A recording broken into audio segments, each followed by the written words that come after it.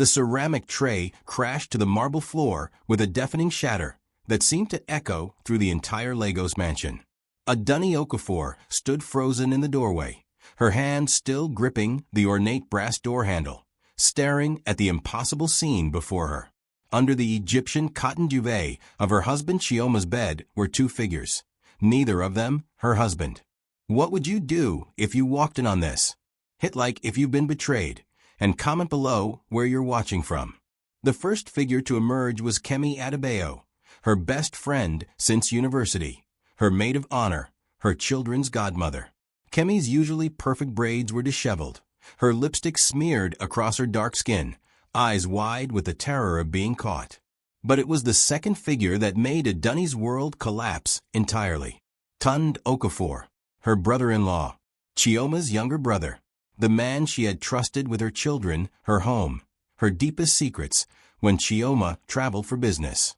Adunni, I can explain. Kemi's voice cracked as she clutched the bedsheet to her chest. Get out.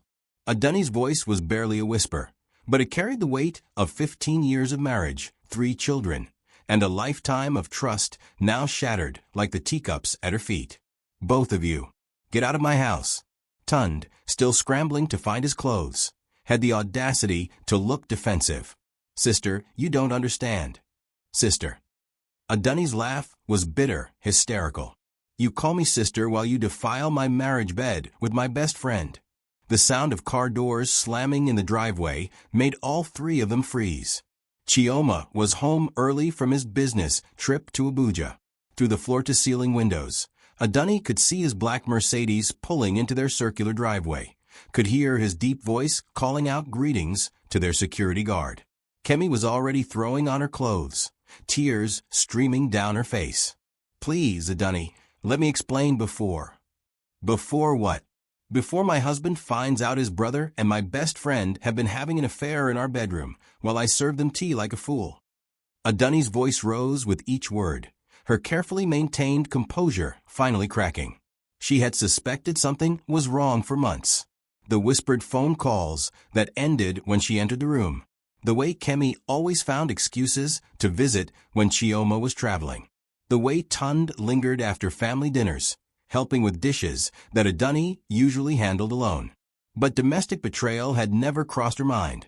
Not from these 2 people she trusted most in the world. The front door slammed downstairs, followed by Chioma's booming voice. Adunni, I'm home. Where is everyone? Tunde was now fully dressed, his usually confident demeanor replaced by panic. We need to talk about this rationally. Rationally. Adunni stepped further into the room, her bare feet crunching on broken ceramic. You want to talk rationally about how you've been cheating with my best friend in my own home? How long has this been going on? 6 months, Kemi whispered, unable to meet Adunni's eyes. 6 months. While Adunni had been planning Kemi's birthday party, lending her money for her boutique, confiding in her about her marriage struggles.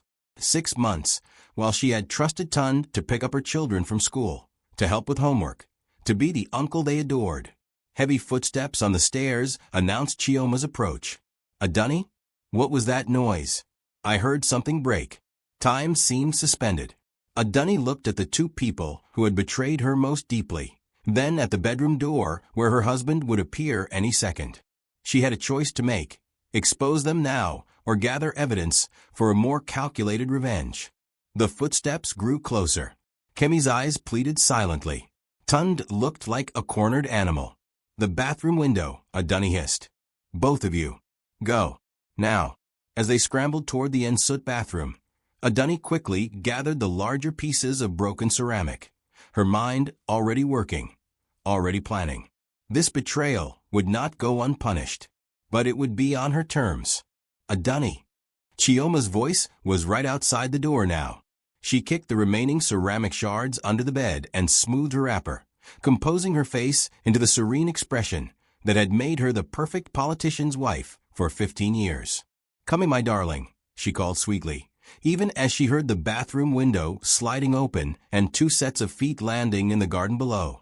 But as the bedroom door opened and her husband's familiar face appeared, kind, trusting Chioma, who had no idea his world was about to change, Adunni realized she had made a fatal error. In letting them escape, she had given them time to prepare, to coordinate their stories, to turn this betrayal against her. The real question was, what else had they been coordinating while she was blind to their deception? Don't forget to like, subscribe, and turn on notifications for more gripping stories like this. What do you think happens next? Comment below. I brought you tea, but I dropped the tray, Adunni said, forcing her voice to remain steady as Chioma surveyed the spotless room. She had managed to clean most of the evidence, but the scent of Kemi's perfume still lingered in the air, that expensive French fragrance Adunni had given her for Christmas. Chioma's brow furrowed as he looked around their bedroom. Are you all right? You look pale. Just tired. How was Abuja? Adunni moved to the window, ostensibly to let in fresh air, but really to check if Kemi and Tund had made it safely off the property. The garden below was empty, but she could see disturbed flower beds where they had landed. Productive. The minister approved our construction bid for the new housing development. Chioma loosened his tie, the same burgundy silk tie she had bought him for their anniversary last month. But I missed you. And the children. Guilt twisted in Adunni's stomach. Not for what she was hiding, but for what she was about to do to this good man who truly loved her. Chioma worked tirelessly to provide for their family, spent his evenings helping their twins Taiwo and Kahind with mathematics homework, never missed their daughter Folake's school performances. They missed you too.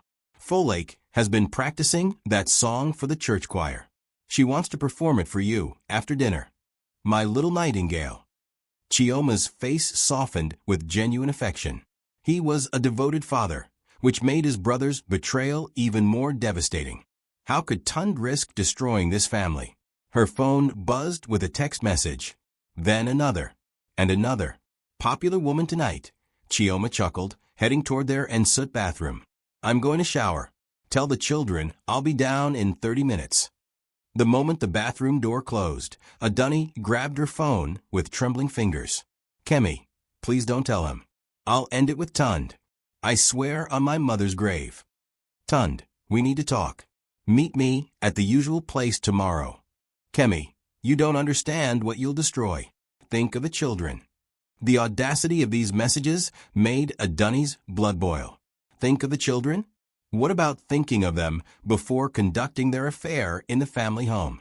What about considering Folake, Taiwo, and Kahind before betraying the woman who had loved them both unconditionally? But it was Tund's message that revealed the most damaging information. The usual place. How many secret meetings had there been? How many times had they coordinated their lies while she remained oblivious? Sound of running water from the bathroom gave her precious time to think. She needed evidence. Real evidence. Text messages could be deleted, denied, explained away. She needed something that would stand up in court when she filed for divorce and fought for custody of her children. Her hands moved with surprising steadiness as she opened her laptop and began researching private investigators in Lagos.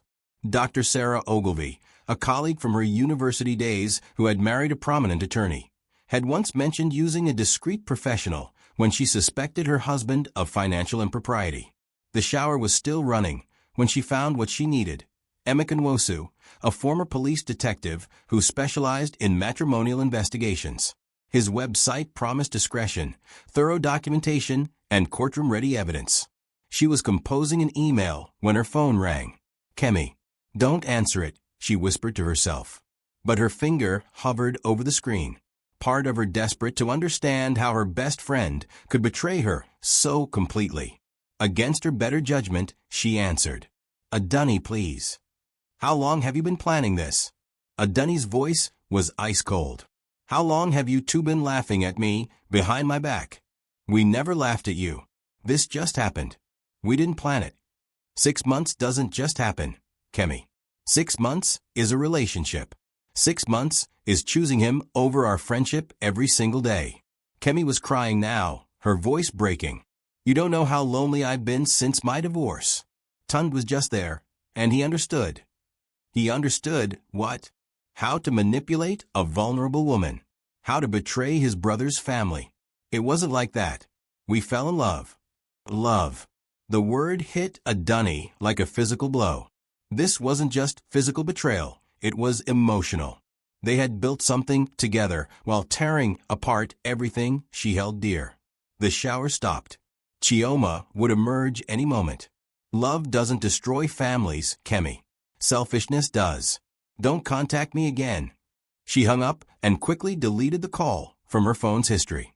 But as she closed her laptop and tried to compose herself for dinner with her unsuspecting family, one question haunted her. If Tund and Kemi were this careless, this bold, what else were they hiding? The bathroom door opened, releasing a cloud of steam and the scent of Chioma's cologne.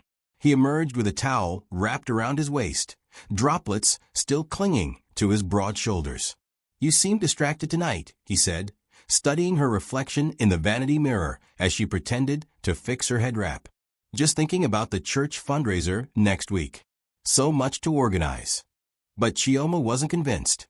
15 years of marriage had taught him to read her moods, and she could see suspicion beginning to form in his intelligent eyes. "Has Tund called today? I've been trying to reach him about the weekend fishing trip with the boys." Adunni's blood froze. No calls from Tund. Strange. He usually checks in when I travel. Chioma reached for his phone. "Let me try him now." As he dialed his brother's number, Adunni realized her evening of reckoning was just beginning. Because if Tund didn't answer his phone, or if his story didn't match hers, her carefully maintained facade would crumble completely. The phone rang once, twice, 3 times. "Come on, brother, pick up," Chioma muttered. 4 rings. 5. Then Tund's familiar voice, slightly breathless. "Chioma? What's up? Don't forget to hit that subscribe button and ring the notification bell." What do you think Tund will say? Drop your predictions in the comments. "Where are you?" Chioma asked his brother, and Adunni held her breath, straining to hear Tund's response through the phone speaker. "At home. Just finished jogging." Why? The lie came so easily, so smoothly, that Adunni almost believed it herself. But she had seen him scramble through her bathroom window less than an hour ago, had watched him stumble into her garden with Kemi's lipstick still on his collar. "I wanted to confirm our fishing trip this weekend. The boys are excited." "Of course, brother. Wouldn't miss it." Tund's voice was steady, casual. No hint of the panic she had witnessed earlier. "How was Abuja?" As the brothers chatted about business and weekend plans, Adunni studied her husband's relaxed posture. Chioma trusted his younger brother completely, just as she had trusted Kemi. That trust would make the eventual betrayal even more devastating. After Chioma hung up, they joined the children for dinner in their spacious dining room overlooking Victoria Island's glittering skyline. Folake, their 16-year-old daughter, chattered about her upcoming university entrance exams. The twins, Taiwo and Kahind, now 14, argued good-naturedly about football teams, while their housegirl Blessing served jollof rice and grilled fish. "Uncle Tund promised to help me with physics revision this weekend," Kahind mentioned casually, and Adunni's fork clattered against her plate. "Are you all right, Mummy?" Folake asked with concern. "Fine, darling. Just tired." But she wasn't fine. The thought of Tund continuing to play the loving uncle while conducting his affair made her stomach turn. How many family gatherings had she hosted while blind to their deception? How many times had she left Tund alone with the children while she ran errands, trusting him completely? After dinner, as the children settled into evening routines, Adunni escaped to her home office. She needed to act quickly, before Tund and Kemi had time to coordinate their damage control. The email to Emeka Nwosu, the private investigator, took her 3 attempts to write. How did one explain such a situation professionally? "Dear Mr. Nwosu, I require your services regarding suspected infidelity involving my husband's brother and my closest friend. I need comprehensive evidence suitable for legal proceedings. Please contact me at your earliest convenience. Urgent." She hesitated before hitting send. Once she involved a private investigator, there would be no turning back. This would no longer be a private family matter. It would become a legal case with evidence, depositions, and public records. Her phone buzzed with another message from Kemi. "Please reconsider. I'll leave Lagos if necessary. Just don't destroy Chioma's relationship with his brother." The manipulative nature of the message was breathtaking. Even now, caught in her betrayal, Kemi was trying to control the narrative, to make Adunni responsible for the family destruction that Kemi herself had caused. Adunni deleted the message and sent the email to the investigator. Within minutes, her phone rang. "Mrs. Okafor, this is Africanstory. I received your email. Can we meet tomorrow morning?" His voice was professional, discreet. "I have an office in Victoria Island, but I can meet you anywhere you feel comfortable." The Radisson Blue Lobby, 10 a.m. "I'll be there." "Mrs. Okafor, I must ask, are you certain you want to proceed with this investigation? Once we begin gathering evidence, the situation may escalate quickly." Adunni looked through her office window at the Lagos skyline, thinking of all the marriages that had crumbled in those gleaming towers, all the families destroyed by betrayal and infidelity. "I'm certain." "Then I'll see you tomorrow. Please bring any relevant information, phone records, unusual behavior patterns, anything that might help." After hanging up, Adunni began compiling a timeline. Kemi's divorce had finalized 8 months ago. 6 months ago, according to her confession, the affair with Tund had begun. That meant Kemi had been emotionally vulnerable, seeking comfort, when Tund made his move. But Tund was married too. His wife Ngozi lived in London with their 2 young sons, managing a restaurant while Tund supposedly handled business interests in Lagos. How many other betrayals were hidden beneath this surface? "Working late again?" Chioma's voice made her jump. He stood in the doorway, already changed into his sleeping clothes, cotton pajamas she had bought him from Harrods during their last London trip. "Just reviewing some contracts." She quickly minimized her browser windows. "You've been distracted all evening. Are you sure everything is all right?" The concern in his voice almost broke her resolve. He was a good husband, a devoted father. He deserved to know the truth. But he also deserved to have that truth revealed properly, with evidence, so that Tund and Kemi couldn't manipulate him into believing their version of events. "I'm fine. Just tired. Come to bed." As they prepared for sleep in the bedroom where she had discovered the betrayal just hours earlier, Adunni couldn't stop staring at the spot where she had found them. The sheets had been changed, the room aired out, but she would never forget the sight of her best friend emerging from under those covers. "I love you," Chioma whispered as he pulled her close. "I love you too," she replied and meant it, which was why she had to protect him from the truth until she could present it properly. But as she lay awake listening to her husband's steady breathing, her phone lit up with a message from an unknown number. "Stop digging or you'll regret it. Some secrets should stay buried." Her blood ran cold. Someone was watching her. Someone knew about her contact with a private investigator. But who?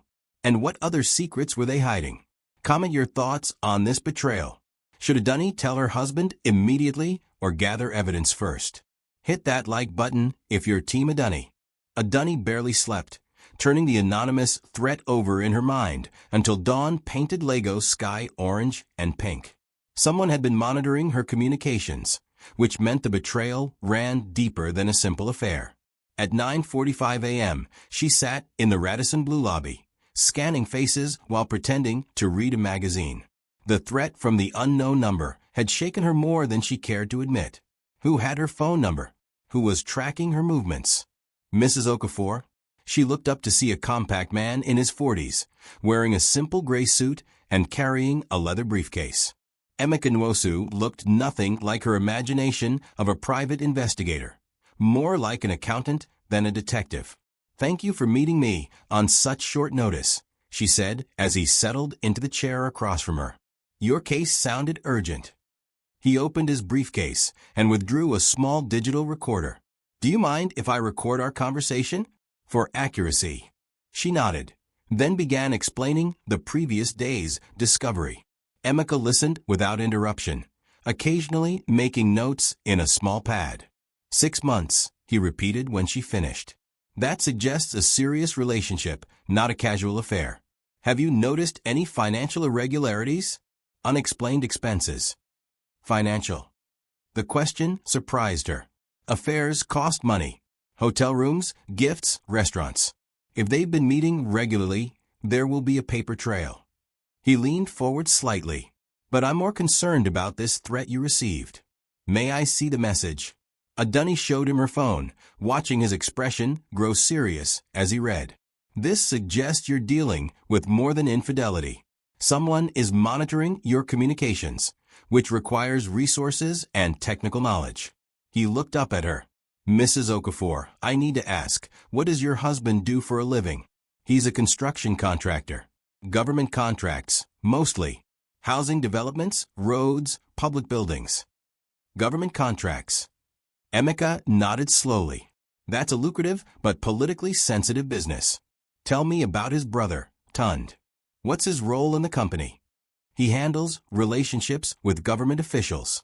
Permits, approvals, payments. As she said it, Adunni realized how vulnerable that made their business to corruption accusations. You think this affair is connected to their work? I think 6 months ago, something changed in your family dynamic. Your friend's divorce, yes, but also possibly your husband's business relationships. Emeka made another note. I'll need access to bank records, phone records, travel patterns for both Tund and Kemi. Can you get me that information? Some of it. Chioma and I share financial accounts. Good. Start with credit card statements from the past 6 months. Look for hotels, restaurants, unusual purchases. Also, I'll begin surveillance on both subjects immediately. The word subjects made the situation feel suddenly real, official. Her best friend and brother-in-law were now targets of investigation. There's something else, Emeka continued. If someone is threatening you, they may escalate to protect whatever secret they're hiding. I recommend you vary your routines, be aware of your surroundings, and consider telling your husband. I can't tell him yet. Not without proof. Mrs. Okafor, with respect, you have proof. You saw them together. The question now is what else they're hiding that's worth threatening you over. As they finalized arrangements for his investigation, Adunni's phone buzzed with a call from Folklore School. Mrs. Okafor, this is Principal Williams. I need you to come in immediately. There's been an incident involving your daughter. Her blood froze. What kind of incident? I'd rather discuss this in person. How quickly can you get here? Adunni was already standing, gathering her purse. 15 minutes. She ended the call and looked at Emeka with panic. My daughter's school. Something's happened. Go. I'll begin the investigation today. But Mrs. Okafor, be very careful. If they're willing to threaten you, they might be willing to target your children. The drive to Victoria Island International School passed in a blur of traffic and terror. Had someone hurt Folklore to send her a message? Was this connected to the threat, or just terrible timing? Principal Williams, a stern British woman who had run the school for 20 years, met her in the administration office with a grave expression. Folklore is physically fine, she began, and Adunni's legs nearly gave way with relief. But someone made a very serious accusation against her this morning. What kind of accusation? Another student claims she saw Folklore with inappropriate photos on her phone. The photos of adults in compromising positions. The room spun. Someone had sent Folklore photos, evidence of the affair, perhaps, or something worse. Where is she now? In my office. Mrs. Okafor, these are serious allegations. If there are inappropriate images on a minor's phone, we're required to contact the authorities. I want to see her. Now, Principal Williams led her to the inner office, where Folklore sat in a chair, tears streaming down her young face. Her phone lay on the desk, clearly confiscated. Mummy, Folklore jumped up and ran to her. I don't know where those pictures came from. Someone sent them to me this morning, but I deleted them immediately. What pictures, darling? I can't describe them. They were horrible. Of people together. And there was a message saying more would come if you didn't stop asking questions. The threat had been escalated to target her child. Someone was willing to traumatize a 16-year-old girl to protect their secrets. Principal Williams cleared her throat. Mrs. Okafor, I need to know if you're involved in any situation that might put your children at risk. Because right now that's exactly how this looks. Adunni held her daughter close, fury and fear warring in her chest. Whoever was behind this had crossed an unforgivable line. They had targeted her child. But they had also made a critical error. They had just given her evidence of criminal harassment and potentially child endangerment. "Principal Williams," she said calmly, "I need you to preserve that phone exactly as it is. Don't delete anything. I'm calling my lawyer." As she reached for her phone to call Emeka, then her attorney, Adunni realized the game had changed completely. This was no longer about exposing an affair. This was about protecting her family from people who would stop at nothing to keep their secrets buried. But what secrets were worth destroying a child's innocence to protect? Don't forget to subscribe and hit that notification bell. What do you think is really going on here? Comment your theories below.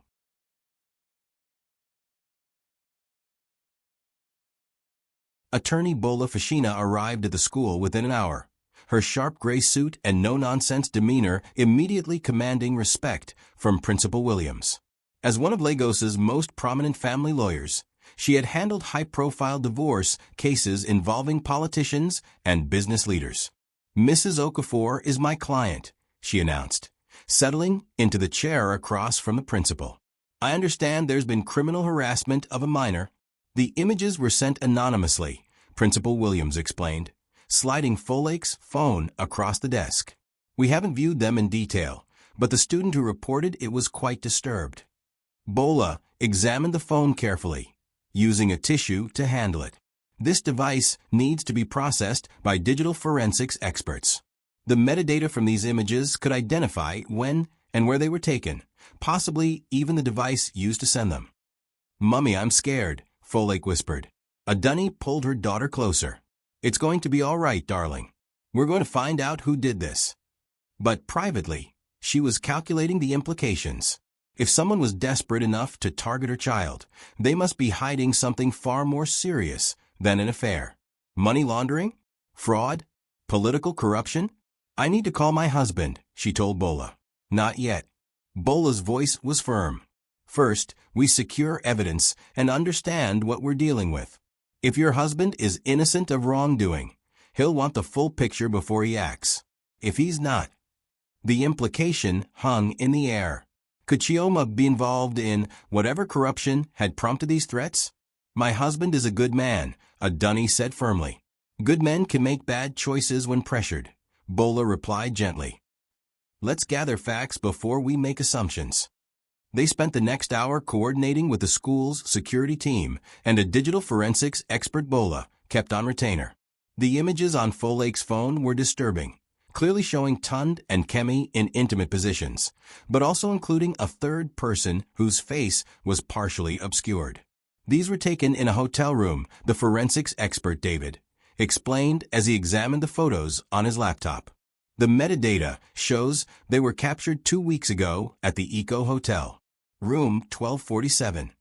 "Can you identify the third person?" Bola asked. "Working on it. The image enhancement software needs a few more minutes." While they waited, Adunni's phone rang. "Chioma, where are you? Blessing said you left early without explanation." She looked at Bola, who nodded encouragingly. "I'm at Folake School. There was an incident." "What kind of incident? Is she hurt?" "She's fine physically, but someone sent her disturbing images as a threat. I've involved my attorney." Silence on the other end. "Then, what kind of threat? Against who?" The careful way he asked the question made Adunni's stomach clench. Did he already know something? "Against our family." "Chioma, I need to ask you something directly. Are you or Tund involved in anything that might make someone want to threaten us?" Another pause. "Longer this time. Come home. We need to talk." "Got it," David announced suddenly, looking up from his laptop. "The third person in these photos is Commissioner Gabriel Ajadi." The name hit Adunni like a physical blow. Commissioner Ajadi was the government official who approved construction permits for major Lagos projects. If Tund was having a sexual relationship with him while negotiating contracts for Chioma's company. "This is a corruption case," Bola said grimly. "Sexual favors in exchange for government contracts. That's why someone is desperate to keep this quiet." Adunni's phone buzzed with a text message. "Stop investigating or your daughter won't be safe at any school in Lagos." This time, they had sent their threat from a different number, but the message was clear. They knew exactly where she was and what she was discovering. "We need police protection," Bola said immediately. "No." Adunni stood up abruptly. "I need to talk to my husband first. If he's innocent, he deserves to hear this from me. If he's not, you're walking into danger," Bola finished. "Then come with me. As my attorney, you can witness whatever conversation we have." Folake looked between the adults with growing fear. "Mummy, what's happening? Are we in danger?" "I don't know, darling. But I'm going to find out." As they prepared to leave the school, David made one final discovery that changed everything. "Mrs. Okafor, these photos were taken with a professional camera, not a phone.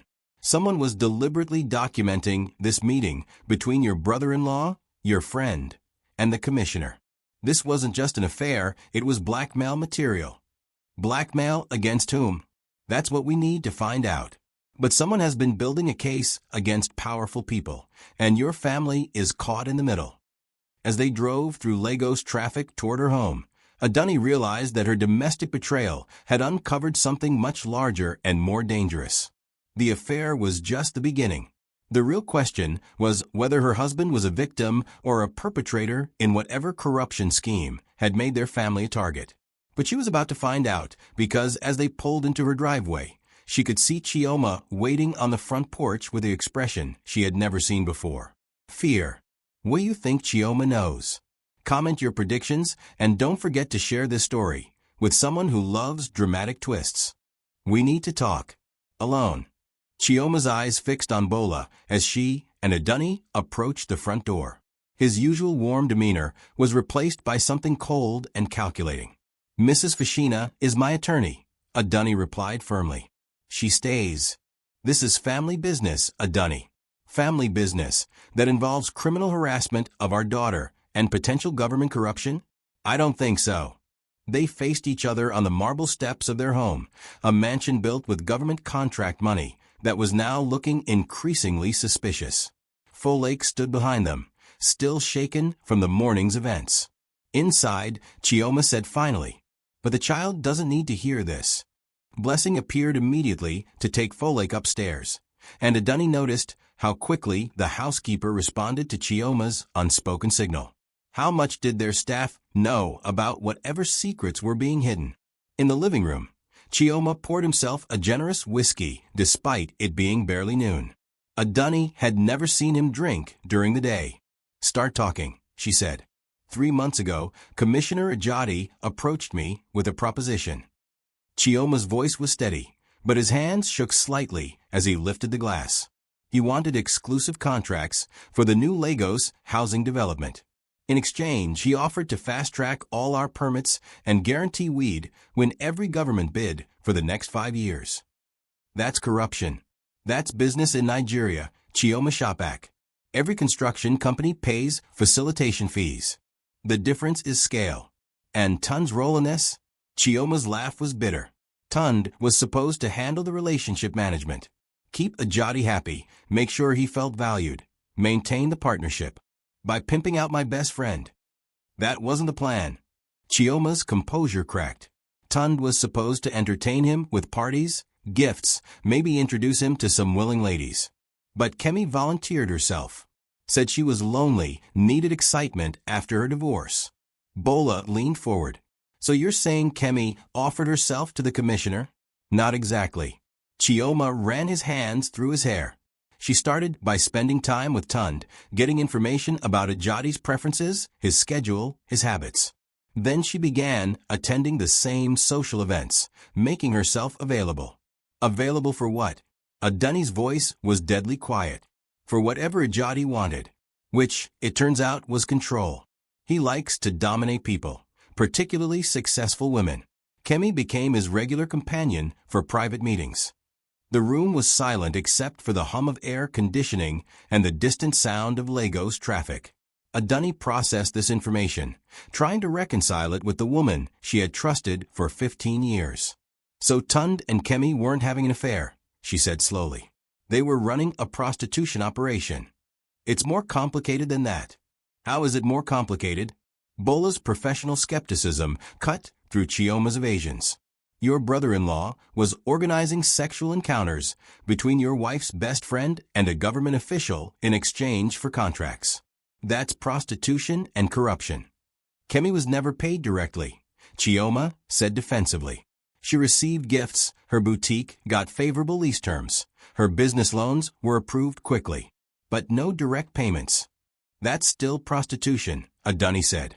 And you knew about this? Chioma's silence was answer enough. You knew, she repeated, standing up slowly. You knew, and you let me trust them both. You let me serve them tea in our home while they planned these meetings. You let me worry about Kemi's loneliness while she was prostituting herself for your business deals. It wasn't supposed to happen in our house. Chioma's control finally shattered. They were supposed to use hotels, private locations. When I came home yesterday and found you upset, I suspected they had crossed that line. Yesterday. Adunni's voice rose. You suspected yesterday and said nothing? I was trying to protect you from the truth. The truth that my husband is a criminal. She turned to Bola. This is corruption, prostitution facilitation, and conspiracy. What are we looking at legally? Significant prison time for all parties involved, Bola replied grimly. Plus asset forfeiture, civil penalties, and political scandal that could reach the highest levels of Lagos state government. Which is why someone is threatening you, Chioma said quietly. If this comes out, it destroys Commissioner Ajadi's career, our business, and several other companies involved in the scheme. Other companies? This isn't just about us, Adunni. Half the major contractors in Lagos have similar arrangements.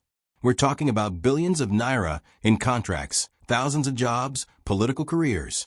Someone is willing to kill to protect that. The casual way he mentioned killing made Adunni's blood freeze. Kill? You think they would actually? The photos sent to Folake were a warning. Next time it might not be photos. Then we go to the police, Bola said immediately. With what evidence? Photos that implicate my brother and wife's best friend? That makes us look like willing participants in blackmail. Because you are participants. Adunni exploded. You facilitated this entire scheme. I tried to build something for our family. Chioma shot back. Do you know how competitive government contracts are? How many qualified companies never get a chance because they won't play the game? So you decided to pimp out my best friend instead. Kemi made her own choices. Did she? Bola's question was pointed. Or was she manipulated by your brother when she was vulnerable after her divorce? The question hung in the air as all three adults considered the implications. If Kemi had been coerced or manipulated into the arrangement, that added trafficking charges to their legal problems. Adunni's phone buzzed again. This time it was a call from an unknown number. Don't answer it, Chioma warned. But Adunni was done being controlled by fear. She answered. Mrs. Okafor. The voice was electronically disguised mechanical. You have 1 hour to call off your investigation and destroy all evidence. If you don't, your daughter's photos will be posted online, and your family will face consequences beyond your imagination. Who is this? Someone with more power than your husband realizes. 1 hour. The line went dead. Bola was already on her phone, calling her security contacts. We need police protection immediately. This has escalated beyond civil matters. No police, Chioma said urgently. If we involve law enforcement now, they'll arrest everyone involved, including us. The children will be left with nothing, their parents in prison. And if we don't involve police, we might be left with nothing anyway, Adunni replied, including our lives. As they argued, none of them noticed the black SUV that had been parked across the street for the past hour, or the man inside taking photographs with a telephoto lens. But Adunni's phone buzzed one final time with a message that made her blood run cold. Your meeting with a private investigator this morning was noted. Your lawyer's involvement has been noted. Your daughter is at her friend Sarah's house for a study group. She's not safe there. They had been watching everything. And now they had Folake. Like and subscribe if you're on the edge of your seat. What do you think happens to Folake? Comment below. Sarah's mother, Adunni gasped, frantically dialing the number. Mrs. Adelic, is Folake there? No, dear. Sarah is at her piano lesson. Folake never came by today. The phone slipped from Adunni's trembling fingers. Folake wasn't where she was supposed to be. Someone had taken her daughter. Call the police now, Bola commanded. But Chioma was already shaking his head. They said no police. If we don't involve authorities, we might never see her again. Adunni's voice cracked with terror. Our daughter has been kidnapped because of your corrupt business deals. Her phone rang immediately. The same electronically disguised voice. Mrs. Okafor, your daughter is safe for now. She believes she's been picked up by a family friend for ice cream. She's not frightened. Yet. What do you want? Meet me at the Tafoua Balewa Square in 1 hour. Come alone. Bring all evidence you've collected, photos, recordings, contact information for your private investigator. If you involve police or bring anyone else, your daughter disappears permanently. How do I know you'll release her? You don't. But cooperation guarantees her safety. Defiance guarantees you'll never see her again. The line went dead. Adunni looked between her husband and her lawyer, both of whom seemed to understand the implications better than she wanted to. This is about more than just our case, Bola said grimly. Someone is eliminating witnesses to a larger corruption network. Your daughter is leveraged to ensure your silence. Then I give them what they want, Adunni said immediately. No. Chioma's voice was firm. If you give them the evidence, they have no reason to keep any of us alive. We become permanent threats to their operation. So what are you suggesting? That I let them hurt my daughter to protect your criminal enterprise. I'm suggesting we think strategically. They took Folake to control you, but they need you alive to manage the evidence. That gives us negotiating power. Negotiating power? Adunni stared at her husband as if seeing him for the first time. Who are you? The man I married would never calculate our daughter's life like a business transaction. The man you married was naive about how the world works, Chioma replied coldly. Now I'm trying to keep our family alive. Bola interrupted their argument. I can have undercover security at the square within 30 minutes. They won't be visible, but they'll be positioned to intervene if necessary. And if they see the security and kill Folake in response, then we have a witness and evidence for prosecution. Our daughter will still be dead, Adunni said quietly. The room fell silent as each of them wrestled with impossible choices. Save Folake and potentially allow a corruption network to continue operating, or expose the criminals and risk losing their daughter forever. Adunni's phone buzzed with a text message. This time it included a photo. Folake sitting in what appeared to be a car, smiling and eating ice cream, completely unaware of her danger. At least she doesn't know she's been kidnapped, Bola said softly. Yet, Adunni repeated the kidnapper's word. They said yet, which means if I don't cooperate, they'll make sure she understands exactly what's happening to her. Another message arrived. 45 minutes remaining. Make your choice. I'm going, Adunni announced, standing up. Not alone, Chioma said immediately. They were very specific. They were specific about police and your lawyer. They didn't mention me. Chioma moved to a cabinet Adunni had never seen him open, withdrawing a small pistol. I won't let you face this alone. You have a gun? In our house? With our children. I've had death threats before, Adunni. Construction contracts involve serious money, serious people. I thought I could protect the family by keeping business separate from home. I was wrong. As they prepared to leave, Bola made one final attempt at reason. This could be a trap to eliminate both of you. If you don't return, I'm contacting authorities immediately. If we don't return, Adunni replied, make sure whoever did this pays for it. The drive to Tafoua Balewa Square was eerily quiet. Lagos traffic seemed lighter than usual, as if the city itself sensed the danger they were walking into. I need you to know something, Chioma said as they neared their destination. Whatever happens today, I never wanted you or the children involved in this. I thought I could handle the business arrangements without affecting the family. But you were wrong. Completely wrong. And I'm sorry. As they parked near the square, Adunni could see several people who might be their contact, businessmen in suits, women with shopping bags, teenagers playing football. Any of them could be working for the people who had taken folklore. Remember, Chioma said, we get folklore back first. Everything else is negotiable. But as they walked toward the meeting point, Adunni spotted something that made her blood freeze. A familiar figure sitting on a bench near the fountain. Kemi, her former best friend, was part of whatever group had kidnapped their daughter. The betrayal was deeper than she had ever imagined. Did you know? She asked Chioma. Know what? That Kemi is working with them? Chioma followed her gaze, and his face went pale. No. I thought she was just a victim of Tun's manipulation. Apparently not. As they approached the bench, Kemi looked up with an expression that was neither apologetic nor defiant. Just businesslike. Hello, Adunni. Thank you for coming. Where is my daughter? Safe. For now. Sit down. Both of you.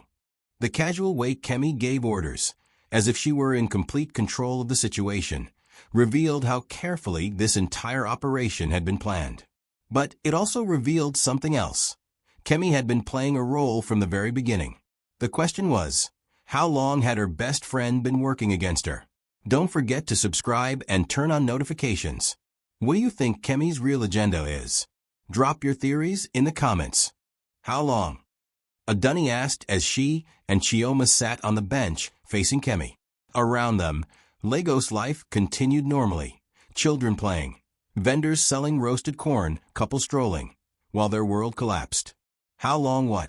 Kemi's voice carried none of the warmth Adunni remembered from 15 years of friendship. How long have you been working against my family? Kemi studied her manicured nails, a gesture Adunni had always found endearing, but now seemed calculating. Working against you? Is that what you think this is? You kidnapped my daughter. I protected your daughter. Do you have any idea what would have happened if you had continued your investigation? Enlighten me. Kemi leaned forward, her voice dropping to a whisper. 3 weeks ago, Commissioner Ajadi was approached by federal investigators. Someone had been feeding them information about corruption in Lagos state contracts. Someone with detailed knowledge of payments, relationships, and sexual arrangements. The photos, Chioma said slowly. The photos were just the beginning. Bank records, recorded conversations, detailed documentation of every transaction over the past 2 years. Someone has been building a comprehensive case against everyone involved in the contract scheme. Including you, Adunni said. Including me, but also including dozens of government officials, contractors, and business leaders. We're talking about charges that could bring down the state government. So you decided to destroy the evidence by threatening my family? I decided to save your family by controlling the situation. Kemi's mask slipped slightly, revealing genuine emotion. Adunni, you were never supposed to find out about any of this. The affair you walked in on yesterday? That was Tund and me comparing notes about Ajadi's investigation, trying to figure out who was feeding information to the feds. You weren't having an affair? God, no. Tund is my business partner, not my lover. We've been working together to manage the Ajadi situation for months. The revelation hit Adunni like a physical blow. There had been no affair, no romantic betrayal, just conspiracy and corruption on a scale she couldn't have imagined. Then why were you in bed together? Because we thought someone was watching the house. We needed to create a convincing scene in case we were being surveilled. Kemi's laugh was bitter. Ironically, the only person watching was you. What about the third person in the photos? Commissioner Ajadi. Those photos were taken by federal investigators 3 months ago. They've been monitoring Ajadi's activities as part of a larger corruption probe. The photos were leaked to pressure people into cooperation. Chioma ran his hands through his hair. So the federal government has been investigating us for months? Not just investigating, preparing arrests. The only reason you're not in custody right now is because someone has been negotiating immunity deals in exchange for testimony against bigger targets. Someone like who? Like the governor, like half the state legislature, like federal ministers who approved the contracts in the first place. Kemi's voice was barely audible. This corruption network reaches the highest levels of government. And you're working for the federal investigators, Adunni said. pieces clicking into place. I'm working for survival. My choices were cooperation or 20 years in federal prison. So you've been feeding them information about Chioma's business. I've been feeding them information about everyone's business, including my own. Kemi looked directly at Adunni. Your husband's company received over 2 billion naira in government contracts through corrupt arrangements. That money built your house, paid for your children's education, funded your lifestyle. I didn't know. You didn't want to know. When Chioma started winning every contract he bid on, when your bank account suddenly grew exponentially, when government officials started attending your dinner parties, you didn't ask questions because you liked the answers you assumed. The accusation stung because it carried truth. Adunni had noticed their sudden prosperity, but had attributed it to Chioma's hard work and business acumen, not corruption. Where is Folake? Chioma asked. With federal agents. She's been under protective custody since this morning, though she doesn't know it. They picked her up to prevent her from being used as leverage by people much more dangerous than me. More dangerous than kidnappers who threaten children. More dangerous than federal agents trying to keep witnesses alive, Kemi corrected. Adunni, there are people involved in this corruption network who have killed to protect their interests. When you started investigating, you painted a target on your entire family. Then why didn't you just tell me the truth yesterday? Because I wasn't sure you could handle it without doing something that would get you killed. Kemi's voice softened slightly. I've been trying to protect you, even while building a case that implicates your husband. Some protection. Traumatizing my daughter with obscene photos. Those photos were sent by someone else. Someone who wants to eliminate witnesses before they can testify. Kemi's expression grew grave. The federal investigators aren't the only ones who know about your investigation. The people being investigated are watching too. A black sedan pulled up to the curb near their bench. Through the tinted windows, Adunni could see multiple figures. That's our ride, Kemi said, standing up. The agents want to debrief you both before deciding on charges. Charges against us? Chioma definitely faces corruption charges. You might face charges for conspiracy or money laundering, depending on how much you knew about the source of your income. As they walked toward the car, Adunni realized that everything she had thought she knew about her life had been an illusion. Her marriage, her friendship, her financial security, even her children's safety, all of it had been built on lies and criminal activity. But the most devastating realization was still coming. Because as the car door opened and she saw the federal agents waiting inside, one of them looked very familiar. It was her brother David. The same David she thought worked for an oil company in Abuja. The same David who had been asking detailed questions about Chioma's business for the past year. Her own brother had been investigating her husband. Share this story if you love shocking family betrayals. What do you think David's real role is in this investigation? Comment below. Hello, sister. David's voice carried none of the warmth from their family gatherings, where he had played the jovial uncle to her children and the supportive brother-in-law to Chioma. You're a federal agent. Adunni's voice was hollow as she settled into the back seat of the sedan between Kemi and Chioma. Economic and Financial Crimes Commission. I've been investigating government corruption in Lagos for 3 years. The car pulled away from Tafawa Balewa Square, heading toward Victoria Island through increasingly heavy traffic. In the front seat, another agent monitored radio communications, while their driver navigated with practiced efficiency. 3 years, Adunni repeated. You've been lying to our family for 3 years. I've been protecting our family for 3 years. Do you think it was easy watching you enjoy the benefits of corruption while building a case against your husband? I didn't know it was corruption. You didn't ask. When Chioma's business suddenly exploded, when you moved into a mansion, when your children started attending the most expensive schools in Lagos, you just accepted it as good fortune. Because I trusted my husband. You trusted the lifestyle, David corrected. Just like thousands of other families who benefit from government corruption while maintaining plausible deniability. Chioma had remained silent throughout this exchange, staring out the window at the Lagos skyline his construction company had helped shape. Finally, he spoke. How much evidence do you have? enough to ensure convictions for everyone involved. Bank records, recorded conversations, financial transactions, witness testimony. The only question is whether you cooperate or force us to prosecute you as a hostile defendant. And the difference is, cooperation might mean 5 years in minimum security and asset forfeiture. Hostility means 20 years in maximum security, and your family loses everything, including our children's future, Adunni said quietly. Your children's future was already compromised the moment you chose to build it on stolen money, David replied. Now we're trying to salvage what we can. The car stopped at a nondescript office building in Victoria Island. As they rode the elevator to the 15th floor, Adunni tried to process the magnitude of her family's situation. Not only was her husband facing serious criminal charges, but her own brother had been orchestrating the investigation. The EFCC offices were stark and professional, nothing like the luxurious corporate environments where Chioma conducted his business. In a conference room with a view of Lagos Harbor, they were joined by 2 other agents. A woman in her 40s who introduced herself as Director Ngozi Akwu, and a younger man who served as the case coordinator.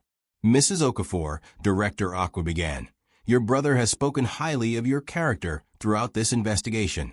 He believes you were genuinely unaware of your husband's criminal activities." I was. However, financial records show you were actively involved in several transactions that facilitate corruption. Joint bank accounts, property purchases, business investments. Legally, that makes you a co-conspirator. Even if I didn't know the money was illegal, willful ignorance isn't a legal defense, the director replied. But cooperation can be a mitigating factor. What kind of cooperation? Testimony about your husband's business practices, social connections, and financial activities. Details about parties you hosted, conversations you overheard, relationships you observed. You want me to testify against my husband. We want you to testify truthfully about what you observed. Whether that helps or hurts your husband depends on his level of involvement. Chioma laughed bitterly. My level of involvement? I'm the one who built the relationships, negotiated the contracts, and managed the payments. My wife served drinks at parties. There's no comparison. Actually, David interjected, there's considerable evidence that Adunni was more involved than she realizes. Her social connections provided access to government officials' wives. Her cultural events created opportunities for private conversations. And her reputation for discretion made their home the preferred meeting place for sensitive discussions. I was being a good hostess. You were facilitating criminal conspiracy, Director Akwu said bluntly. The question is whether you did so knowingly or unknowingly.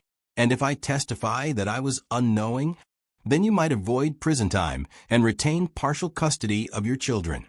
The mention of custody made Adunni's stomach clench. What happens to the children? That depends on the scope of asset forfeiture and your cooperation level. Best case scenario, they continue living with you while you rebuild your life. Worst case, they become wards of the state while you both serve prison sentences. The room fell silent as the implication sank in. Their children, Folake, Taiwo, and Kahind, could lose both parents and their entire way of life because of choices they had no part in making. I need to see my daughter, Adunni said firmly. She's safe at a secure location, but we can arrange a supervised visit this evening. Supervised.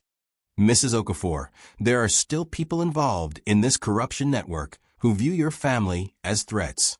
Until we complete arrests and secure convictions, you're all potential targets. How many people are we talking about? 43 individuals scheduled for arrest over the next 72 hours. Government officials, contractors, facilitators, and money launderers. The largest corruption sweep in Lagos state history. And if any of them decide to eliminate witnesses before the arrests, then your cooperation becomes even more critical for your own protection. David leaned across the table toward his sister. Adunni, I know this is overwhelming, but you have a chance to do the right thing and protect your children's future. Don't let misguided loyalty to a criminal enterprise destroy what's left of your family. Chioma isn't a criminal enterprise. He's my husband. Who chose money over family integrity? David replied. who put all of you at risk for financial gain. As they continued discussing terms of cooperation and witness protection, Adunni realized she faced an impossible choice: betray her husband to protect her children, or remain loyal to her marriage while risking her family's complete destruction.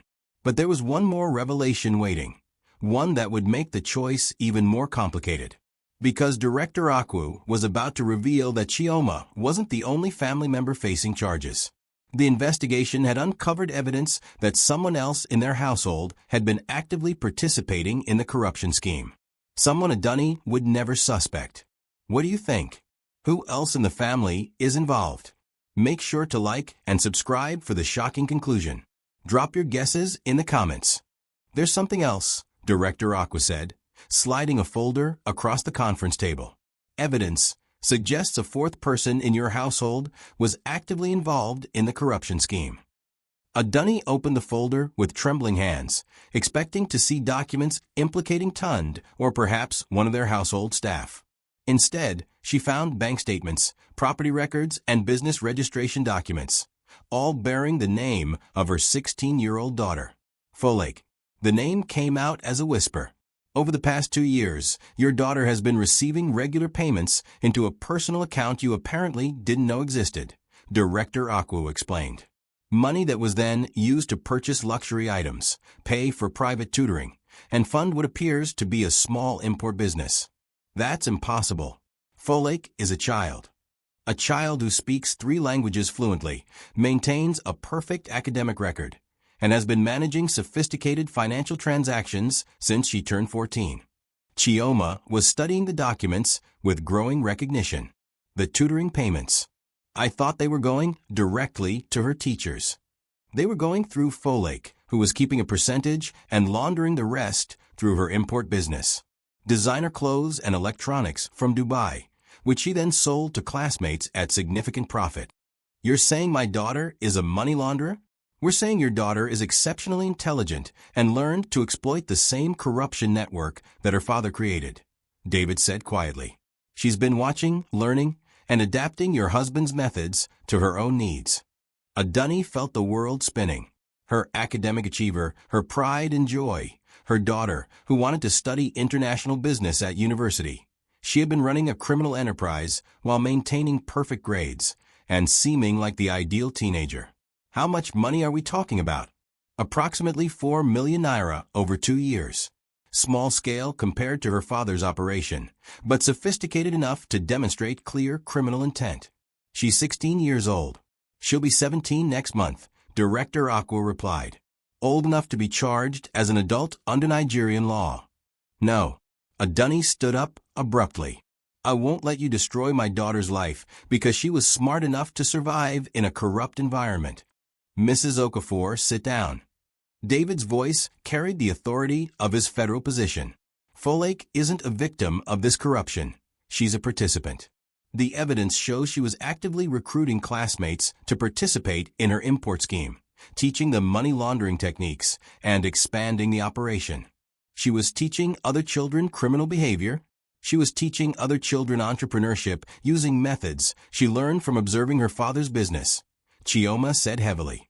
Methods that happened to be illegal. The full scope of their family's involvement in corruption was now clear.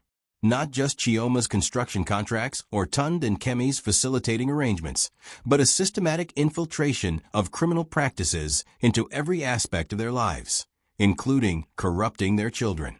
What are my options? Adunni asked, sinking back into her chair. Cooperation, Director Akwu replied.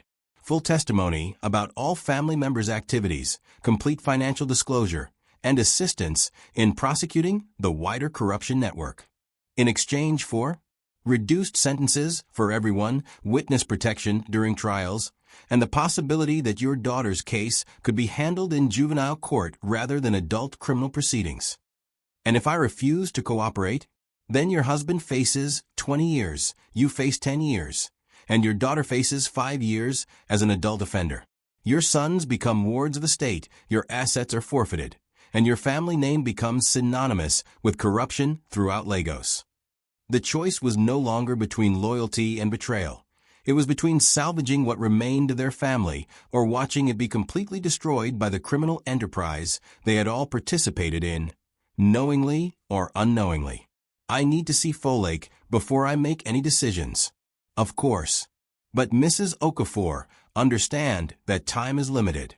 We begin arrests in 60 hours. If you're going to cooperate, we need to start preparing your testimony immediately. As they prepared to leave for the secure location where Folake was being held, Adunni realized that her story of domestic betrayal had revealed something much larger: the complete corruption of a family that had lost its moral foundation in pursuit of wealth and status. The affair she had thought she discovered was actually a business meeting. The betrayal she had perceived was actually a federal investigation. The friend she thought had deceived her was actually trying to protect her. But the real betrayal, the systematic choice to build their lives on stolen money while teaching their children that success justified any method, that betrayal had been committed by all of them, together, as a family. The drive to see Folake would give her time to decide whether their family could be redeemed through truth-telling and cooperation, or whether the corruption had penetrated so deeply that redemption was no longer possible. But as they pulled away from the EFCC building, Adunni caught a glimpse of the Lagos skyline, a city built on the same mixture of legitimate enterprise and systematic corruption that had defined her family's rise and fall. Some betrayals, she realized, were so complete that they transformed not just individual lives, but entire societies. The question was whether anyone had the courage to break the cycle. As their car merged into Lagos traffic, heading toward the most difficult conversation of her life with her daughter, Adunni finally understood that the real story wasn't about catching her husband's brother with her best friend. It was about catching herself in a life built entirely on lies. And now, finally, it was time to tell the truth.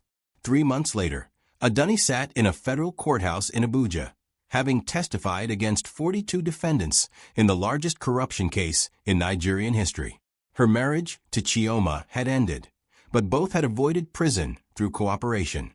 Folake had been sentenced to community service and financial restitution, her case handled in juvenile court. They had lost their mansion, most of their assets, and their social standing. But they had kept their family together, and perhaps more importantly, they had learned to build their lives on truth rather than comfortable lies. The betrayal that had seemed to destroy everything had actually saved them from a corruption that would have consumed their souls completely. Sometimes, Adunni reflected, the most devastating betrayals were the ones you committed against yourself. What did you think of this incredible journey of betrayal, corruption, and redemption? Comment below with your thoughts on whether Adunni made the right choice. And don't forget to subscribe to Tales by Ben for more gripping stories like this. Share with someone who loves dramatic family sagas. And hit that notification bell so you never miss our latest uploads. Where are you watching from? Let us know in the comments.